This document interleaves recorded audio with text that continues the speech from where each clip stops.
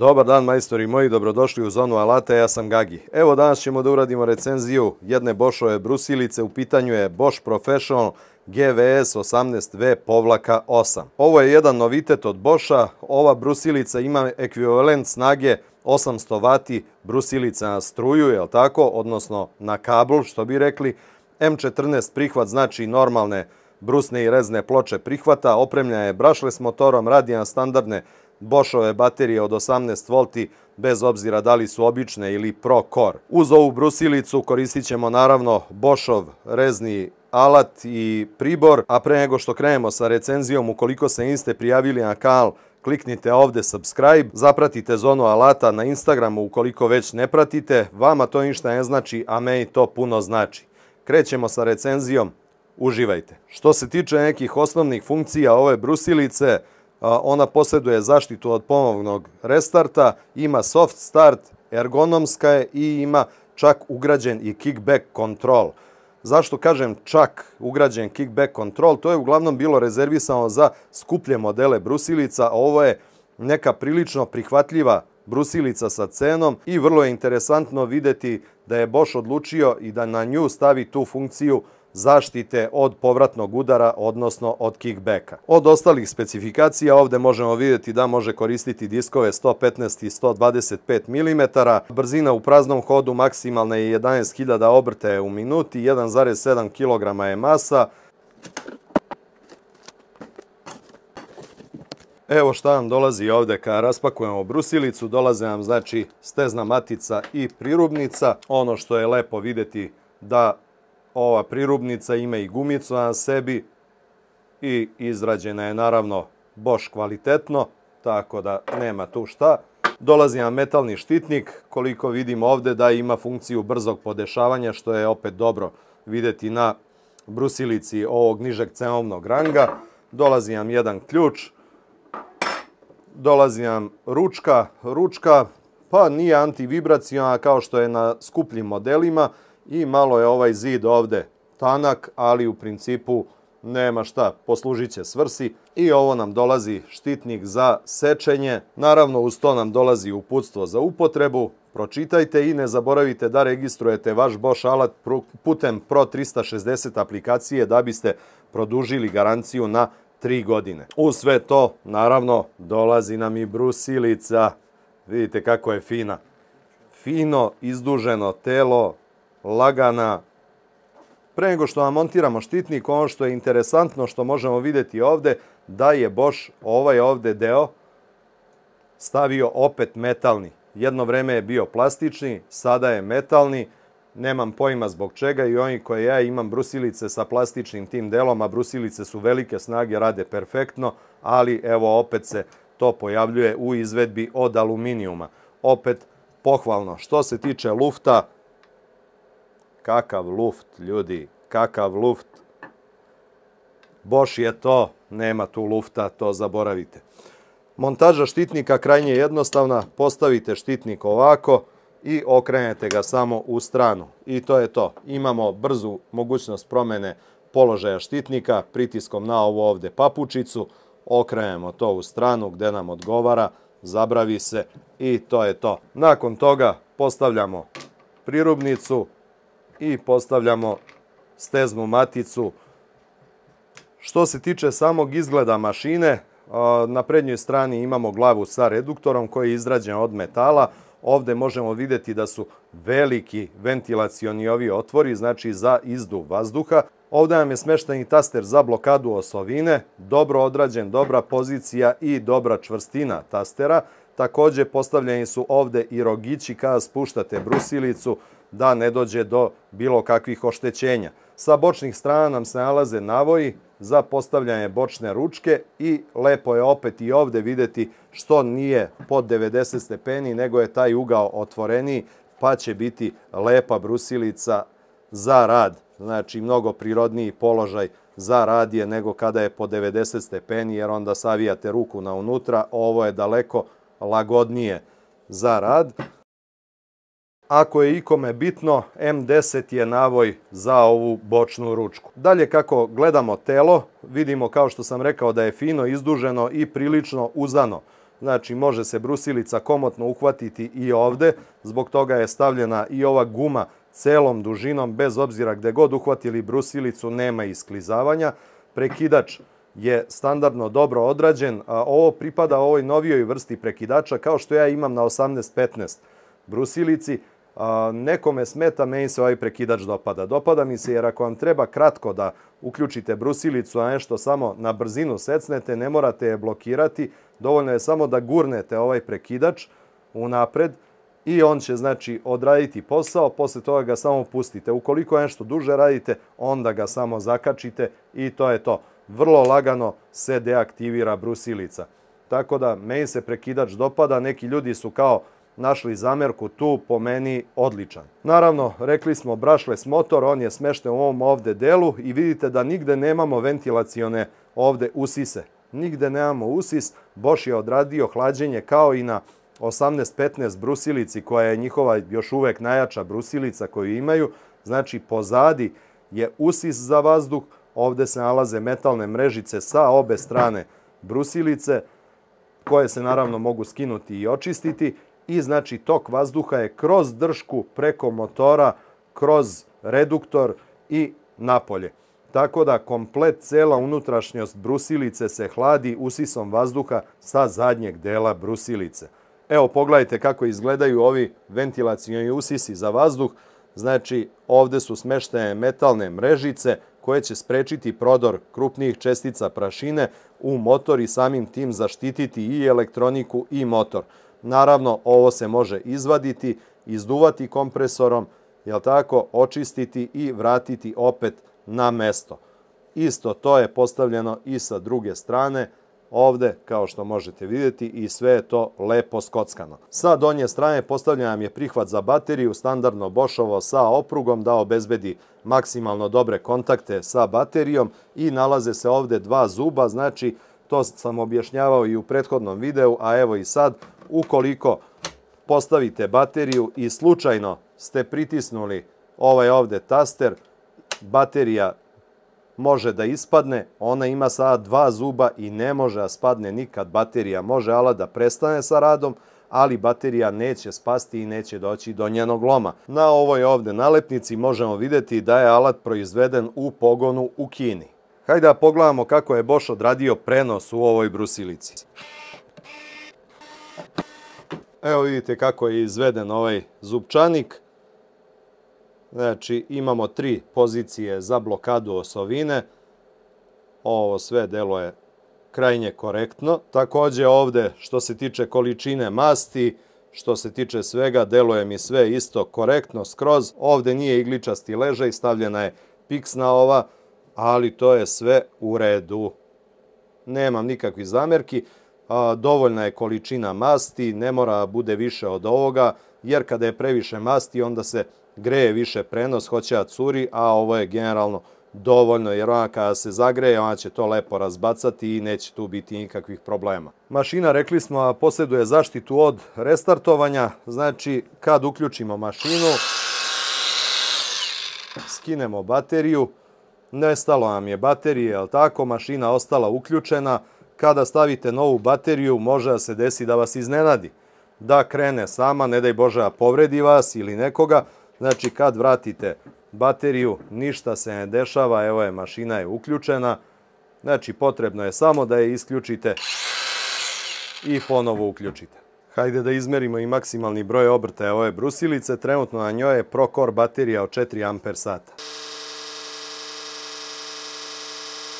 Da proverimo i nivo buke koju proizvodi. Pre nego što izađemo napolje, jednu stvar sam ostao dužan, montaža ovog štitnika za sečenje. Znači, samo se navuče ovako preko i evo vidite kako izgleda. Skroz, znači, validno rešenje, neće nešto smetati, a korisno je da bude tu. Tokom testa ja neću koristiti ovaj štitnik da biste vi mogli bolje da vidite ponašanje brusilice, ali vama svakako preporučujem da ga koristite. Evo, krećemo prvo sa sečenjem armature, rezni disk, Boschov, da vidimo kako mala radi, baterija od 4 Ah ProCore na mašini.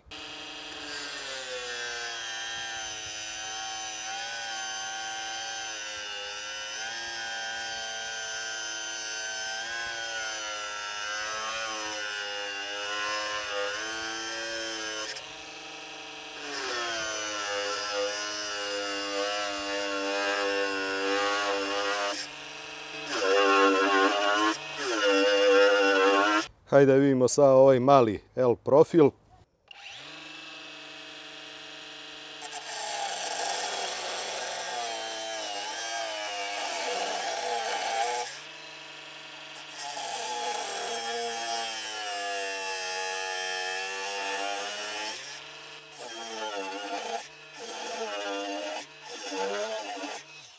Idemo sa kutijom 20-20, 2 mm debljina zida.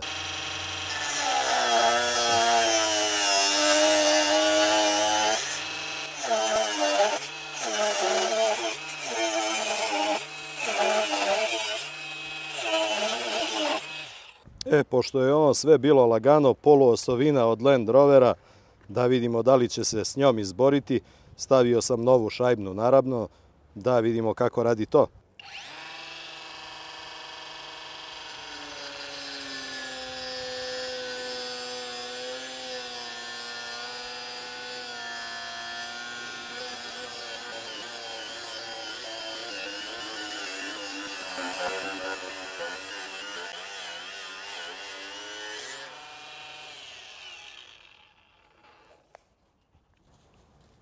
Pogledajte kako fino je iseklo. Znači, nije problem ni poluosovina koja je jako tvrd čelik da se odradi sa tim. Pritom, vidite da nije ni potrošilo ništa faktički od diska. Odlična priča. Sad, ja ću probati na sledećem rezu da zaustavim brusilicu da vidimo kako će reagovati.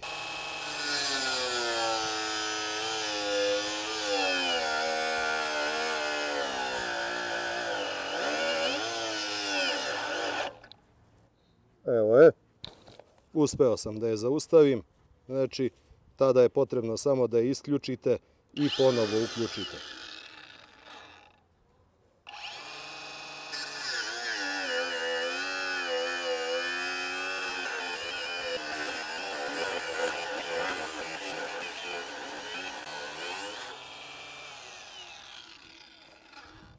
Namerno sam je pritiskao malo još da vidim koliko je žilava i mogu vam reći u principu skroz solidna što se tiče snage. Evo sada ćemo da probamo i sečemo ovu tvrdu keramiku. Radit ćemo sa Bosch Expert listom za tvrdu keramiku, namenski list. Baterija trenutno na mašini na 2 crte.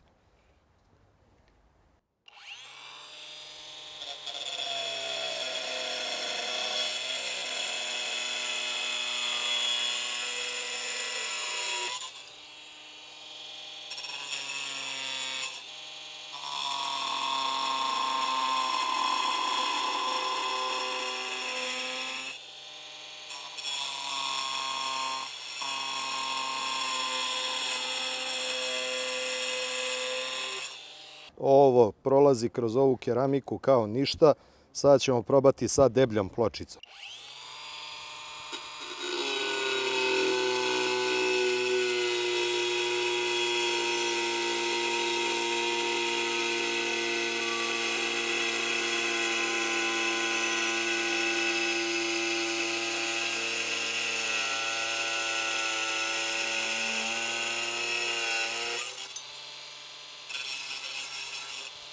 Kao što vidite, prolazi kroz ovo kao ništa, ljudi. Pritom i ova ivica mi deluje da je dobra za obradu ćoškova i za takve stvari.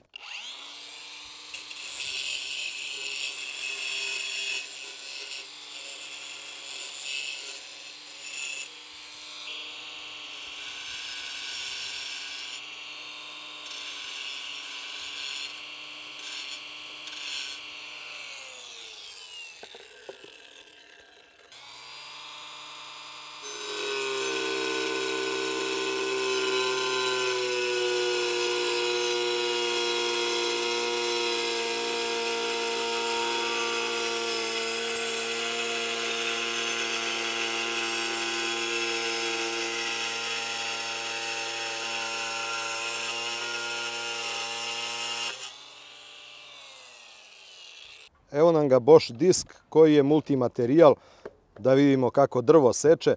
Baterija trenutno na samo jednoj crtici.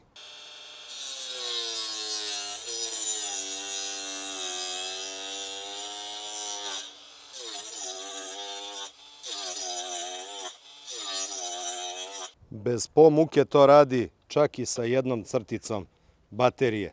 Evo, krećemo sa brušenjem. Stavio sam novu punu bateriju od 4 amper sata Pro Core.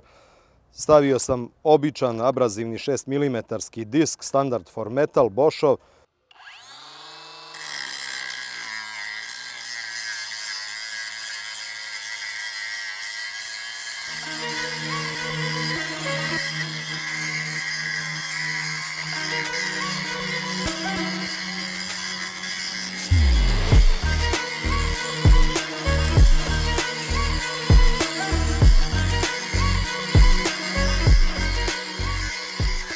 Ovo sada što ću raditi nije baš za ovu brusilicu, stavio sam flap disk granulacije 40, Boschov Best for Metal, i stavio sam bateriju od 8 amper sati Pro Core, naravno punu.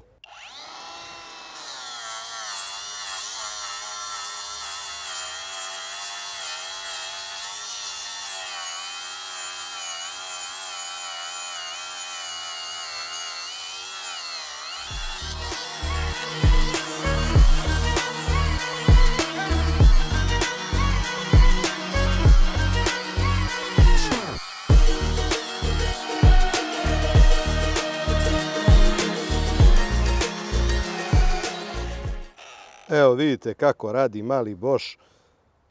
Pogledajte, ovo ovdje napravio sam ga bukvalno da izgleda kao da je novo, kao da nije ni korišćeno.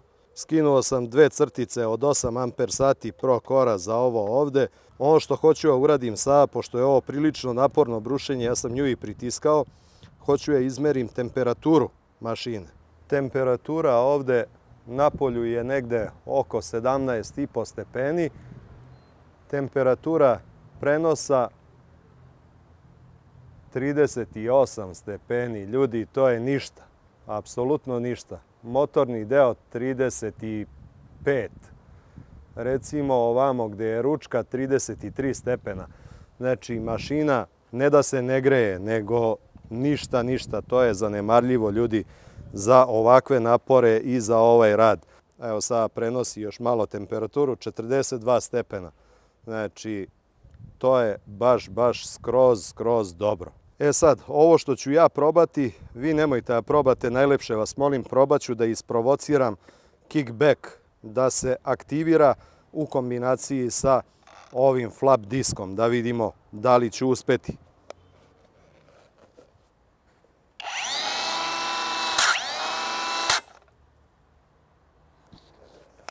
Evo, imali ste priliku, a vidite, brusilica je uključena i dalje.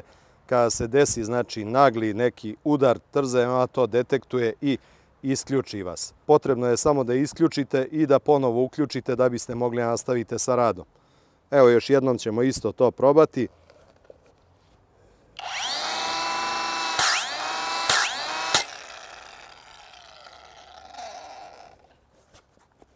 Evo vidite. Znači, radi svaki put to bez greške. Ne daj Bože vam ikad zatreba, dobro je da ima tu funkciju.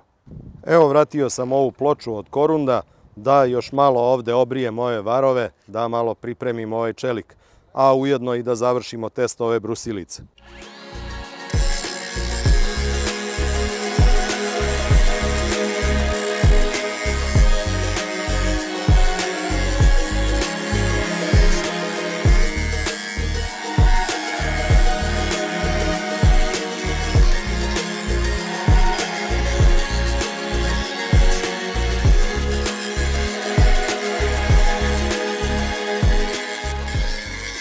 Sve u svemu, ovdje završavamo sa test. Potrošio sam, znači, 2 baterije od 4 amper sata i od ove od 8 amper sati je ostalo 2 crtice. Tako da brusilica ni najmanji trag nekog posustajanja nije pokazala. Idemo unutra, napravimo zaključak. Ja iskren da vam budem, jednoručna brusilica jako dobro. Evo, vidjeli ste šta sam radio. Stiskao sam je i više nego što treba za tu mašinu. Iscedio sam 2 baterije od 4 amper sata, evo ih ovdje. Pune se sada Pro Core i ovu treću sam doterao na 2 crtice od 8 amper sati. Znači, prilično dosta sam potrošio sa njom. Nisam primetio nikakve znake slabosti. Čak i ova ručkica ovde nije mi ništa smetalo što nije antivibracijan, ništa specijalno. Ko hoće može da kupi drugu ručku ako koristi ručku. Mada ovo su i zamišljene brusilice generalno, a budu jednoručne, zato je ovako lepo, vitko telo, skroz je dobro. Jako mi se dopalo u radu što imam lepo uporište ovde, što mi ne beži brusilica, znači sve vreme sam bio totalno relaksiran što se tiče toga. Ove mrežice ovde lepo odrađuju posao, evo ovde ne znam da li se vidi, ona je već skupila na sebe nešto od ovog brušenja. Generalno sve tip top, nije bilo nekog pregrevanja, normalno je da se brusilica zagreje, pogotovo kad je odmarate kao ja. Ja sam pravio pauze, znate kolike u radu sa njom, znači tokom snimanja dok zamenim kamen. Znači eto toliko su trajale pauze, znači gotovo konstantno i neprekidno sam radio sa njom. Nikakav problem nisam imao. Znači da je Bosch zaista napravio jednu mašinu koja je sposobna i koja ja mislim da će biti onako prilično omiljena, pogotovo što je cena pristupačna i što je odrađena baš onako dobro. Nije to brusilica snage kao što je ona moja 1815 SC. Ono je brusilica, imate recenziju na kanalu, mogu vam ovde i ostaviti ovaj link. To je brusilica koja je baš onako žestoko jaka, ali je dosta i teža. Vi kada pogledate recimo telo ove brusilice i kad pogledate telo ove brusilice, možete vidjeti razliku, je li tako? Pogledajte koliko je veće telo od 1815, jednostavno zbog samog motora koji je daleko veći. Kada sam snimao taj video za 1815 SC, rekao sam ne mogu sada da je ostavim sebi, nisam bio u situaciji, ali ću je nabaviti. I evo, nabavio sam je sada malo pre nove godine, sebe sam častio, Deda Mraz mi doneo neke alate, pa između ostalog i tu mašinu. Što se tiče Boschovog reznog alata, tu više ljudi, nema potrebe, ja mislim da pričam mnogo, jednostavno šta god od Boschovog reznog alata uzmete, nećete se zeznuti. To sve radi fenomenalno. Pritom jako velika količina, znači velik dijapazon tih proizvoda. Videli ste kako ovo ide kroz tvrdu keramiku, znači ne oseti je apsolutno. Ovaj multimaterijal disk, znači videli ste, drvo smo sekli sa njim, eto čisto vam pokažem malo kako radi. Sve to odrađuje. Kickback kontrola radi, mada uglavnom ove male brusilice niko ne zapinje sa njima, ali može da se desi nepredviđeno da vam, ako sečete neku prenapregnutu konstrukciju, recimo, da vam uštine disk brusilice i vodite računa kada to radite, uvek budite sa strane štitnika, znači nemojte sa strane diska nikada budete telom, ako se desi slučajno i pucanje neke rezne ploče, da vas ne povredi. Još jedna stvar vezano za Procore baterije. Videli ste da Procore baterije bez problema rade sa mašinama i na jednoj crtici. To sa običnim Bosch baterijama nije slučaj. Znači Procore, ako imate mogućnosti, uvek je preporuka da se koristi sa Boschovim alatima. Ko nije koristio, neka proba, vidjet će, ogromna je razlika. Ja imam jednu osmicu za sad, 2 četvorke, nabavit ću još ovih osmica, znači sjajne su baterije. U principu nemam više šta da vam kažem, GVS 18.8, kome treba brusilica, ovo gađa cenovno i hobi mašine, znači, a profesionalni je alat, tako da nema tu šta. Ako se niste prijavili na kanal, ovde se prijavite, zapratite Zonu alata na Instagramu, a mi se vidimo u sljedećem videu. Puno pozdrava od vašeg Gagija. Ćao!